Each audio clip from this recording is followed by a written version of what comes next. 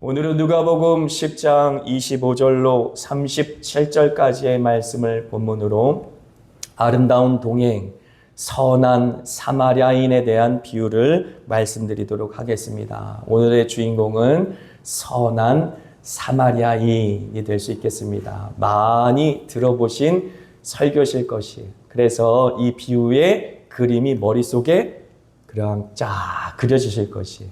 하지만 이 비유를 나의 삶에 날마다 적용하고 사는 것은 사실 쉽지 않습니다. 그래서 이 비유를 우리의 삶 가운데 적용하면서 하나님께서 주신 걸음걸음마다 은혜의 걸음, 무엇보다 하나님께서 부어주신 사랑의 걸음이 되어질 수 있도록 이 말씀 아멘으로 함께 받기를 원합니다.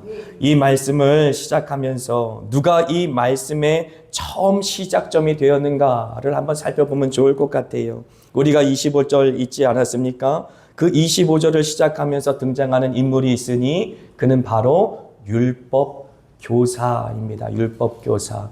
도표를 한번 보여주시겠습니까?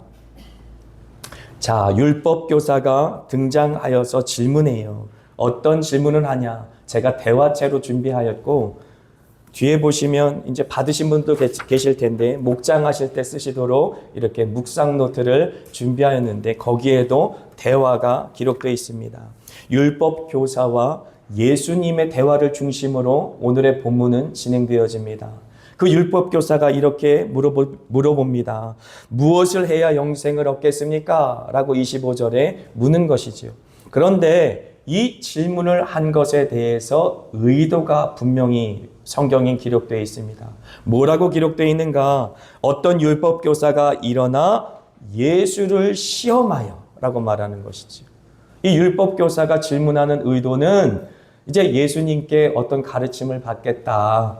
아니면 영생에 대해서 질문하고 있으니까 영생에 대한 궁금증을 풀겠다라는 의도가 전혀 아니라 예수님을 시험하기 위해서 의도적으로 지금 도전하고 있다라는 사실을 알 수 있는 것이지요. 뿐만 아니라 이렇게 질문하는 것을 통해 자신의 의로움을 뽐내고 싶은 마음도 분명히 있었을 것입니다. 나는 의롭다라는 자기 의에 도취되어 살고 있는 사람들이기 때문에 예수님께 도전할 때 분명히 자기가 자신 있는 부분을 이야기했을 것이다 라고 하는 것이죠.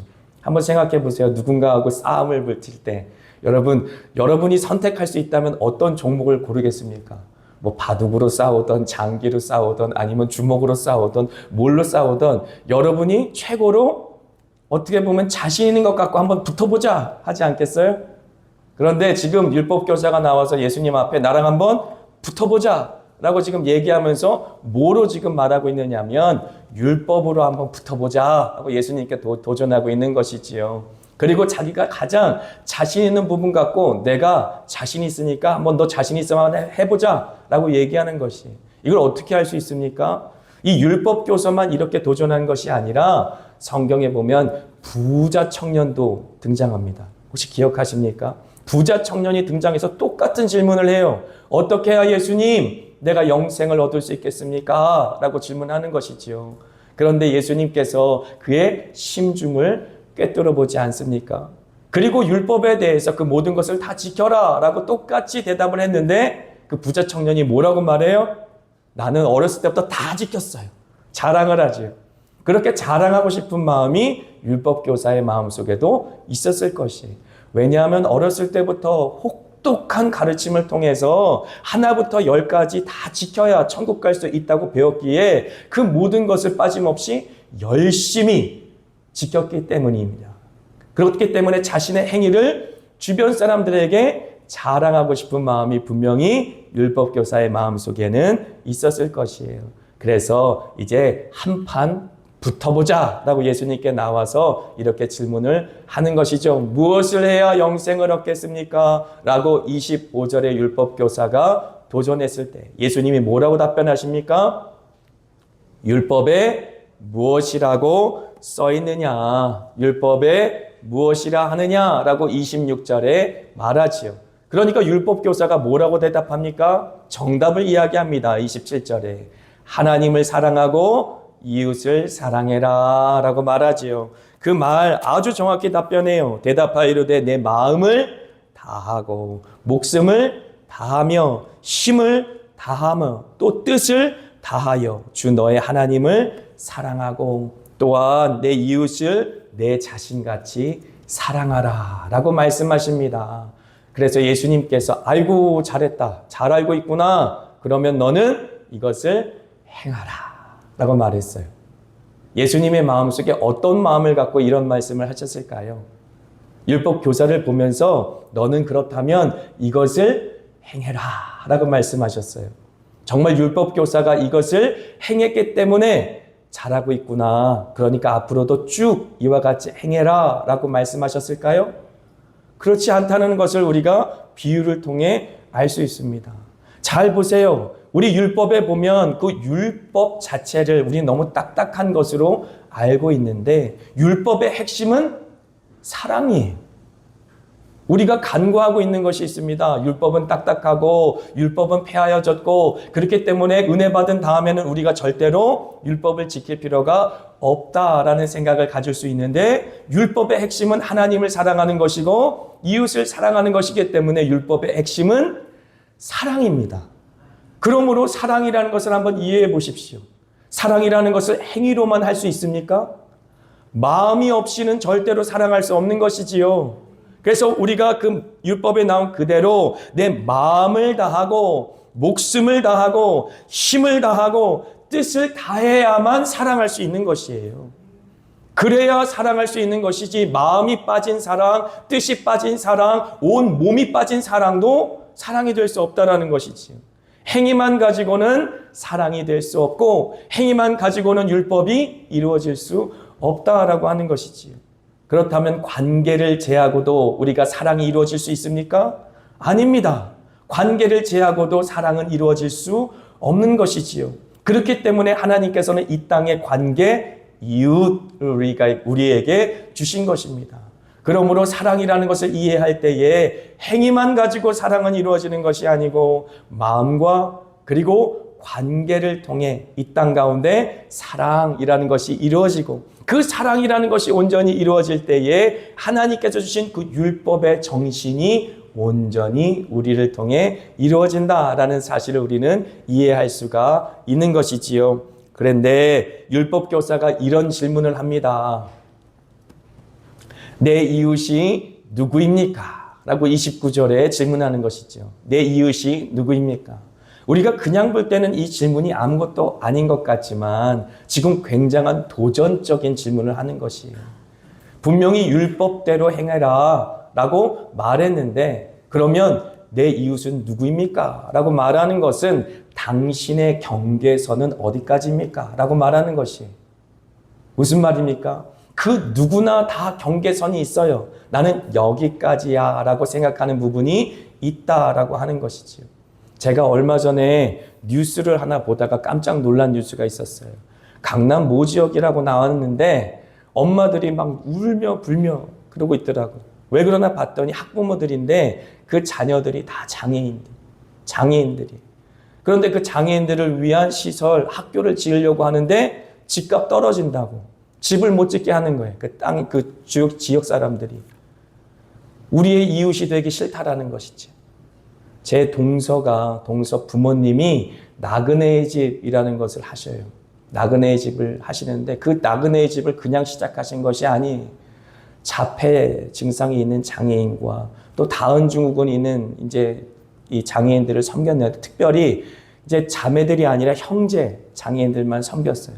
섬기다 보니까 만 18세가 되면 시설에서 나가야 돼. 그게 법이래요. 그래서 시설에서 나가는 아이들을 가정에서 다시 받아주지 않는 거예요. 그러니까 그 아이들을 어떻게 할 거예요? 하나님께 울며 불며 기도하시다가 어쩔 수 없이 그 아이들을 끌어안고 시작한 것이 나그네 집이 되었어요. 그래서 시골로 사람이 없는 지역에서 이제 나그네의 집을 이제 조그맣게 움막으로 짓고 하다가 이제 조그만 건물을 짓고 하고 그 안에서 이제 목회도 하시면서 그렇게 목사님 부부시거든요.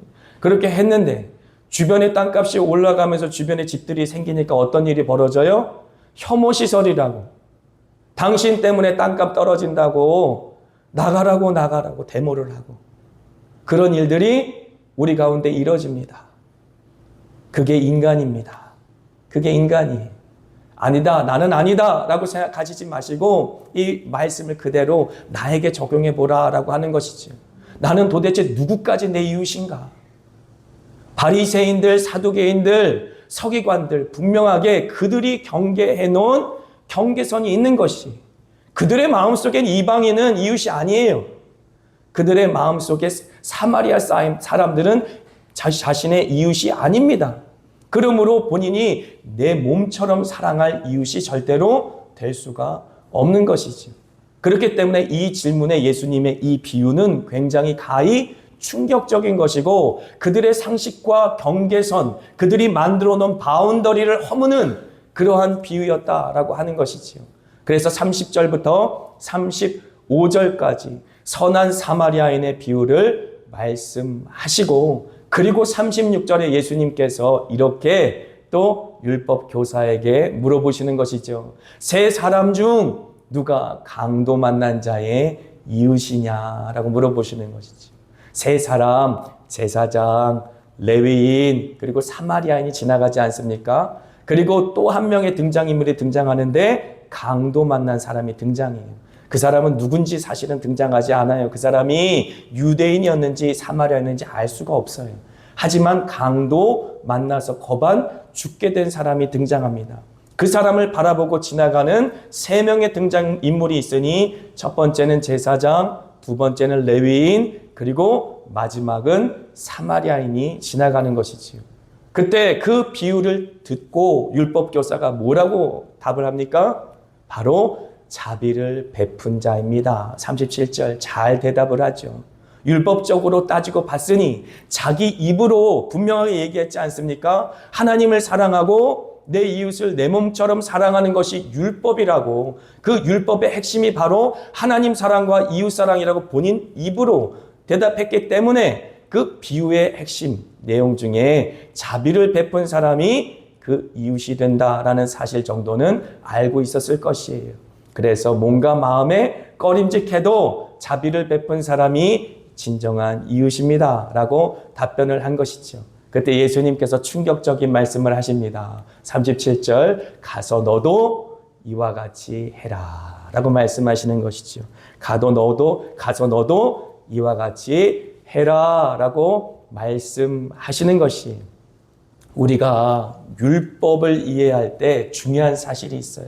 우리는 먼저 십자가의 복음으로 말미암아 은혜를 받았기 때문에 은혜가 먼저예요. 그렇지 않습니까? 생명이 먼저예요. 살아난 것이 먼저입니다. 그리고 그 살아난 기쁨으로 인해 하나님의 말씀을 순종해요. 이것이 영적인 원리인데 우리는 그래서 너무 당연한 것이, 그런데 구약시대 이스라엘 백성들, 특별히 종교 지도자들은 그렇지 못했다, 이 사실을 알지 못했다라는 것이지요. 영생이 무엇입니까? 라고 질문했을 때, 사실 내 이웃이 누구입니까? 라고 질문했을 때 그 모든 사실을 경험하고 알고 있었다면 답을 율법교사가 알고 있었을 것이에요. 율법을 지킬 수 있는 이유는 무엇입니까? 그 마음과 심령 속에 영생이 있고 영생을 누리는 중이어야 사실은 하나님의 말씀을 순종할 수 있다라고 하는 것이지요. 생명이 있는 자들만 그 생명의 기쁨 가운데 누군가를 살려낼 수 있다라는 것이 이 비유를 이해할 수 있는 핵심이에요. 그래서 우리가 생각할 때에는 도대체 이 비유가 무슨 뜻인가? 라고 생각할 수 있겠지만 당시의 종교 지도자들은 오직 행위로 말미암아 자신들이 일궈낸 그 모든 종교적인 열심 그리고 공로로 말미암아 하나님께 자기 의를 드러내기에, 또 사람들 앞에 자기 의를 자랑하기에 급급했던 사람들이기 때문에 당연하게 이 말을 가지고 예수님께 도전했지만 우리의 시각으로 봤을 땐 조금 이상한 것이지요. 그렇지, 영생의 기쁨이 우리 마음속에 있기 때문에 그 기쁨으로 할렐루야, 어떻게 나 같은 죄인을 하나님께서 구원하셨습니까? 그리고 말씀을 보았더니 말씀 속에 하나님의 놀라운 그러한 하나님의 말씀이 있고 그 말씀대로 살아가는 것만이 나의 삶의 유일한 목적이 되어지고, 아 그렇구나, 내가 하나님의 사랑을 받았으니 나도 그 사랑을 내 이웃들에게 전파하면서 살아가는 사람이 되어야 되겠구나 라는 그러한 선한 마음, 선한 양심이 우리 마음과 심령 가운데 살아나게 되어지고, 그래서 누가 하지 말라고 해도 실천하는 것이 바로 선행이라고 하는 것인데, 당시의 종교 지도자들은 그렇지 않았다라고 하는 것이지요. 자기의 의를 뽐내기 위해, 자기의 종교성을 자랑하기 위해 그렇게 하나씩 마치 자신의 통장의 잔고를 쌓아 나가는 것처럼 그렇게 종교적인 공로를 쌓아갔다라는 사실을 우리는 이해할 수 있어요. 그래서 우리의 경계가 허물어지지 않으면 결코 하나님이 주신 복음을 바라볼 수 없다라고 하는 것이 분명한 진리로 우리에게 다가오는 것입니다. 또 더 나아가서 우리가 신앙의 연조가 깊어지고 오래 지속될수록 자칫 잘못하면 우리 지금 이야기하고 있는 바리새인, 사두개인, 그리고 서기관들이 빠지고 있는 종교성에 우리도 물들 수 있다라는 사실을 우리는 잊지 말아야 되는 것이죠. 왜 그렇습니까? 마태복음 18장에 보니까 베드로도 똑같은 질문을 해요. 나에게 잘못한 형제를 용서해야 됩니다. 그렇다면 내가 7번 용서하면 됩니까? 라고 물어보는 것이지. 그게 그들이 이해한 율법의 한계예요. 율법의 경계죠. 내가 할 수 있는 만큼, 내가 해야 되는 만큼만 하면 나는 구원받을 거야. 나는 하나님께 축복받을 수밖에 없는 의인이 될 거야 라고 나 스스로 만들어낸 종교, 나 스스로 만들어낸 신앙, 거기에 갇혀 있다 보면 우물 안의 개구리처럼 하나님께서 주신 말씀의 의미를 온전히 깨달을 수 없다라고 하는 것이지요. 그러한 베드로의 질문을 예수님께서 뭐라고 말씀하십니까? 70번씩 7번이라도 계속해서 용서해야 된다라고 말씀하시지 않아요. 그러므로 율법의 경계를 스스로 짓고 있는 이스라엘 백성들의 그 모든 잘못을 향하여 율법을 지킬 수 있는 모든 근원은, 뿌리는 오직 사랑이다. 하나님의 사랑 가운데 거하지 못한다면, 하나님의 사랑이 너의 마음속에 물붓듯 쏟아 부어주시는 그 경험을 날마다 하면서 살지 못한다면 결코 내 이웃을 사랑할 수 없다라고 하는 비유를 지금 우리에게 이야기하고 있는 것입니다. 그러므로 이 비유, 예수님께서 율법 교사를 깨닫게 하시기 위하여 주신 그 비유를 조금 더 깊이 이해하기 위해서 5가지의 질문을 한번 던져봅니다. 첫 번째 질문입니다. 누가 율법을 알고 있었나요? 누가 율법을 알고 있었나요? 라는 질문입니다. 우리가 생각할 때에는 제사장과 레위인만 율법을 알고 있었을 것이다 라고 생각하는데 그렇지 않지요. 사마리아인들 역시 그들의 신앙이 혼합되었다 할지라도 모세오경 정도는 알고 있었습니다. 그리고 그 모든 모세오경의 핵심 가운데 하나님 사랑과 이웃 사랑이 있다라는 사실 정도는 알고 있었어요. 그러므로 사실 세 사람 모두 다 하나님의 율법을 알고 있었다라는 사실을 우리는 알 수 있지요. 그렇다면 두 번째 질문입니다. 그렇다면 누가 율법을 지켰습니까? 라는 질문이지. 그 세 사람 중에 누가 율법을 지켰습니까? 오직 사마리아인만 지켰습니다. 제사장도 아니었고 레위인도 아니었어요. 민수기 18장의 말씀 보니까 1절부터 7절까지 제사장과 레위인의 직분에 대해서 나옵니다. 제사장은 성소를 섬겨야 되는 사람이에요. 그리고 성소 안에 있는 제단을 섬겨야 되는 사람입니다. 그리고 레위인은 그 제사장이 온전히 제사를 드릴 수 있도록 성막, 회막을 섬기면서 같이 이 제사장이 하나님 앞에 온전히 예배드릴 수 있는 그 모든 이제 섬김을 할 수 있도록 옆에서 돕는 역할을 했던 사람들이 레위인이에요. 그러므로 그들은 하나님을 섬기는 사람이다 라는 지금 대표성을 갖고 있는 것이지요. 그런데 우리는 질문하게 되어집니다. 하나님을 섬기기 위해 지금 부정하게 보이는 그 이웃, 사람이 없으면 죽을 수밖에 없는 그 사람을 외면하는 것이 과연 맞느냐라고 하는 것이지. 오직 죽어가는 그 강도맞은 자를 도운 사람은 사마리아인밖에 없는데 그를 불쌍히 여긴 사람이 사마리아인밖에 없었다라는 사실을 우리는 발견해야 된다라고 하는 것이지. 나는 하나님 섬기기 위해, 예배드리기 위해 지금 바빠서 이거 못해요. 교회에 와서만 열심히 예배드리고 교회에 와서만 열심히 봉사라는 얘기가 아니라는 것이지요. 우리 삶의 지경에서 강도 만난 이웃 같은 그러한 내 이웃을 내 몸처럼 사랑할 수 있어야 하나님께서 나에게 주신 사랑이 증거되는 것이지요. 내가 하나님의 그 사랑을 받은 자라는 증거가 바로 내 이웃을 사랑하는 것을 통해 증명된다라고 하는 것이지요. 그런데 많은 성도들이 똑같은 일을 하고 있다는 것입니다. 목회자들도 마찬가지고, 내가 예배 드려야 되니까, 거룩한 일을 해야 되니까, 교회 가서 봉사해야 되니까 세상에서 나에게 요청하는 이웃들의 도움은 안 해도 된다라고 얘기하는 것인데, 예수님은 전국을 찌르는 것이에요. 네가 예배당에 가서 거룩한 것, 네가 생각할 때 거룩하다고 생각하는 일들을 하기 위해서 이웃을 외면하는 것이 아니라 네 마음속에 이웃을 향한 사랑이 없는 거야 라고 말하는 것이지. 너의 마음속에 하나님을 향한 사랑도 없고 하나님의 사랑이 없기에 이웃을 향한 불쌍히 여기는 마음이 없는 거야 라고 말하는 것이지.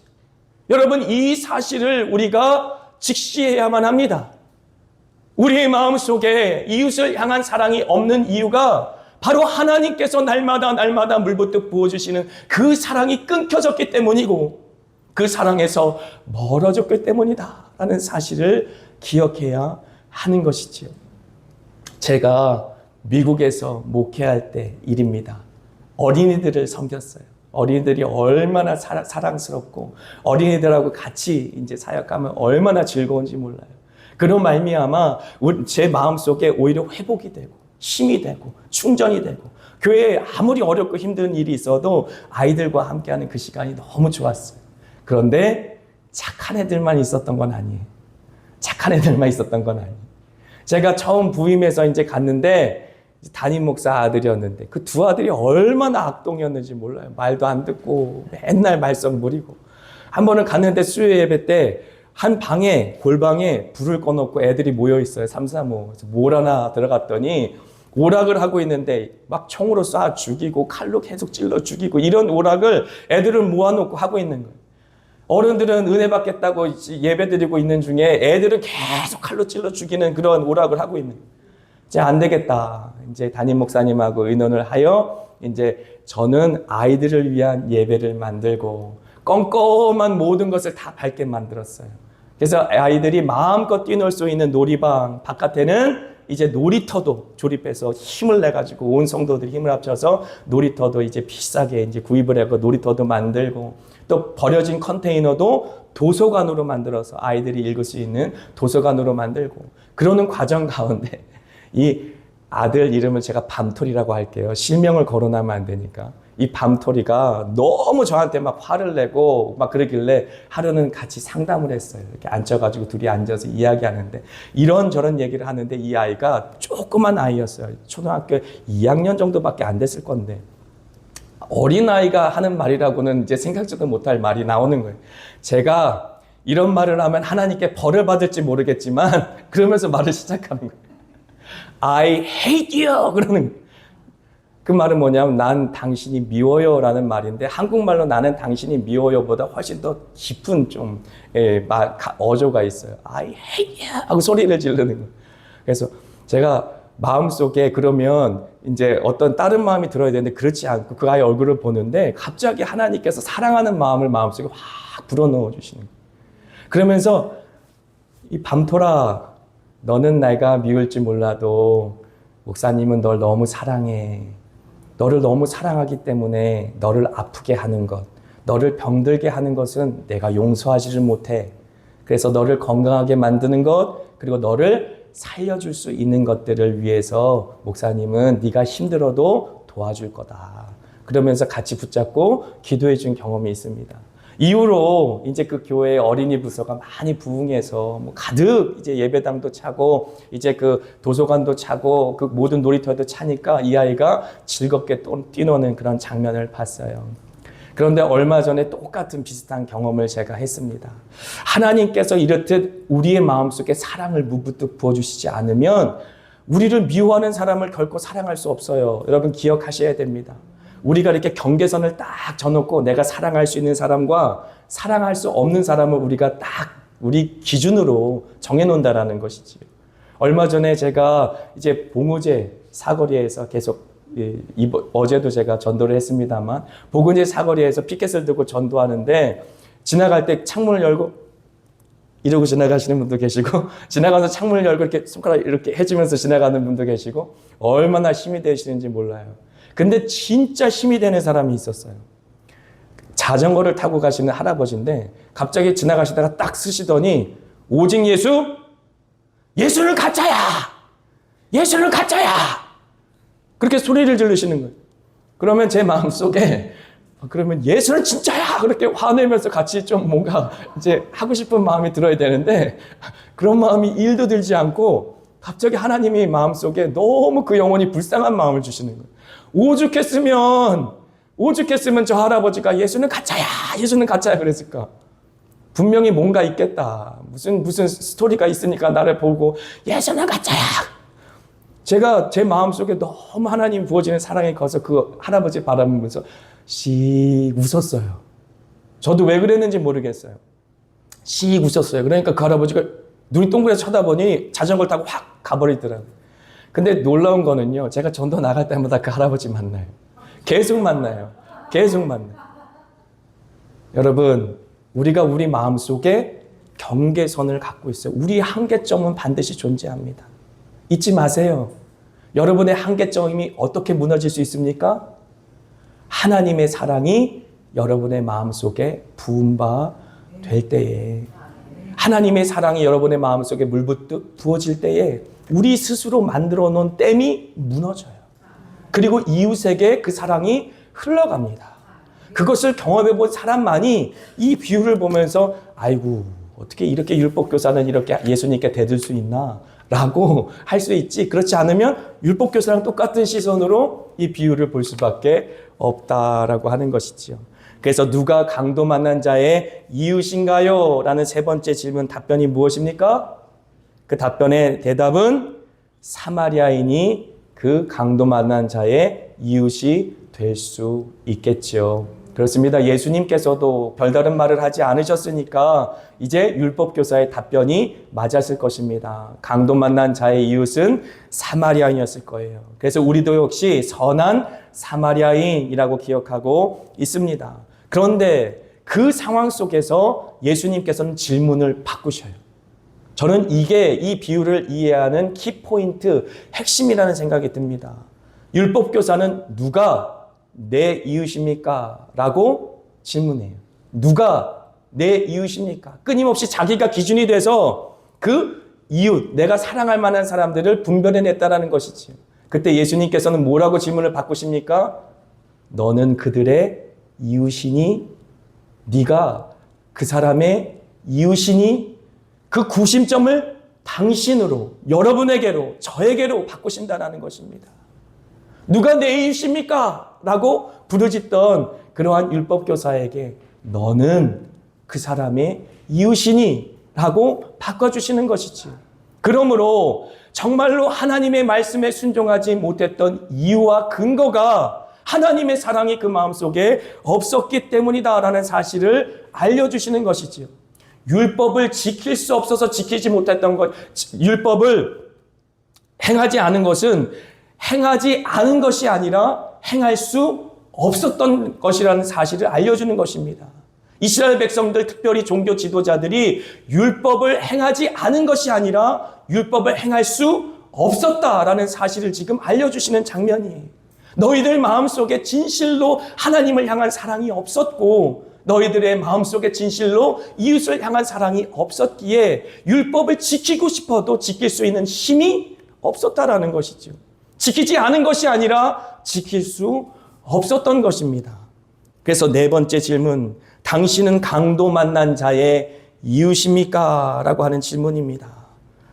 당신은 강도 만난 자의 이웃입니까? 강도 만난 자를 살펴보십시오. 강도 만난 자는 사람이 없어서 죽은 것이 아니에요. 제사장도 있었고 레위인도 있지 않았습니까? 주변에 사람이 없어서 죽어갔던 것이 아닙니다. 사랑이 없어서 죽어갔던 것이에요. 여러분의 주변 속에 사랑이 없어서 죽어가는 자들, 그들이 바로 강도 만난 자들인데 그들을 향하여 불쌍히 여기는 마음이 없다라고 한다면 지금 이 순간 주님께서 여러분들의 마음속에 되묻고 계시는 것이지. 너는 정말 그들의 이웃이니? 라고 묻는 것이.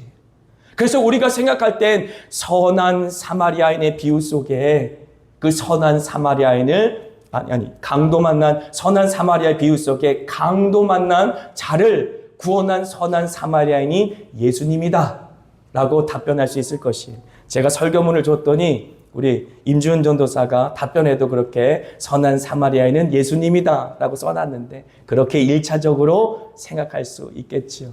하지만 이 비유를 좀 더 깊이 묵상해 보십시오. 하지만 이 비유를 조금 더 붙들고 깊이 들어가 보십시오. 물론 그렇습니다. 강도 만난 자 같던 나를 예수님께서 살려주셨죠. 그래서 선한 사마리아인이 예수님이다라고 우리는 생각할 수도 있고 그 강도 만난 자를 주막에 데려다가 그렇게 치료받을 수 있게 하셨으니 그 주막은 마지막 시대의 교회를 일컫는 것이다 라고 생각할 수 있을 것입니다. 하지만 예수님은 이 비유를 가지고 좀 더 깊이 들어갑니다. 그 강도 만난 자가 나였다라고 말씀하시는 것이지요. 그 강도 만난 자를 도운 선한 사마리아인이 예수님이 아니라 그 강도 만난 자가 나였구나. 너가 외면하였던 그 강도 만난 자, 사랑이 없어서 죽어가던 자가 아니라 사랑이 없어서 죽어가던 자가 나였구나. 그래서 이 땅 가운데 가장 힘없는 소자들, 그들에게 한 것이 나에게 한 것이다 라고 마태복음 25장 31절부터 46절까지 말씀하시는 것입니다. 이 땅 가운데서 줄이고 목마르고 헐벗고 병들고 옥에 갇힌 자들을 돌보아 줄 때에 지극히 작은 자에게 한 것이 곧 내게 한 것이다 라고 말씀하십니다. 마지막 때에 예수님께서 이 땅에 재림하실 때에 양은 오른쪽으로 염소는 왼쪽으로 분별하실 때에 오른쪽에 있는 양들은 천국을 기업으로 주실 것이고 왼쪽에 있는 염소들은 지옥불의 영벌에 처할 것이다 주님께서 말씀하실 때에 오른쪽에 있는 양들이 내가 언제 주님을 이렇게 섬겼습니까? 라고 물었을 때 지극히 작은 자에게 한 것이 곧 나에게 한 것이다 라는 이 말씀 여러분 마음속에 새겨야 하는 것이죠. 그러므로 사랑이 없어서 죽어가는 자들에게 여러분 가서 문을 두드리셔야 합니다. 금요일도 우리 전양숙 권사님, 박선인 권사님 가셔서 전도하시면서 문전박대를 당하셨다고 하셔. 문전박대를 당하시면서 눈물을 쏟으셨다 그래요. 과거에 자신의 생각이 났어요. 교회에 와서도 한참 우셨다고 해요. 여러분 그렇게 하나님의 사랑이 부어져야 아무도 찾아가지 않는 사랑이 없어서 죽어가는 자들의 문을 두드릴 수 있는 것이 사랑이 없어서 죽어가던 나의 심령의 문을 두드리시며 문을 좀 열어다오. 문을 좀 열어다오. 내 사랑만 있으면 살 터인데 내 생명만 있으면 너는 살아날 터인데 그 마음의 문을 활짝 열어서 나를 영접해다오. 나의 이름을 불러주시던 그 예수님의 사랑이 있기에 오늘도 우리는 사랑이 없어서가 아니라 사랑이 없어서 죽어가는 이 세대 가운데 하나님의 사명을 들고 나갈 수 있는 것이지요. 로마서 13장 8절로 10절까지의 말씀 우리 마지막으로 같이 믿음으로 받겠습니다. 피차 사랑의 빚 외에는 아무에게든지 아무 빚도 지지 말라. 남을 사랑하는 자는 율법을 다 이루었느니라. 간음하지 말라. 살인하지 말라. 도둑질하지 말라. 탐내지 말라 한 것과 그 외에 다른 계명이 있을지라도 내 이웃을 내 자신과 같이 사랑하라 하신 그 말씀 가운데 다 들었느니라. 사랑은 이웃에게 악을 행하지 아니하나니 그러므로 사랑은 율법의 완성이니라. 아멘.